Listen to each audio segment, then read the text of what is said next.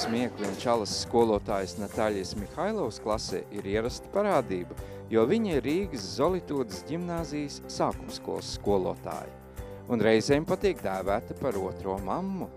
Tomēr skolotāja ir arī autoritāte un viņas viedoklis ir svarīgs gan bērniem, gan viņu vecākiem. Viņa organizē arī sākumskolas zinātnisku pētniecisko darbu izstrādi un pat vada meistarklases informāciju tehnoloģiju izmantošanā. Skolotāji nepārtraukti pilnveido sevi un aicina to darīt arī citus.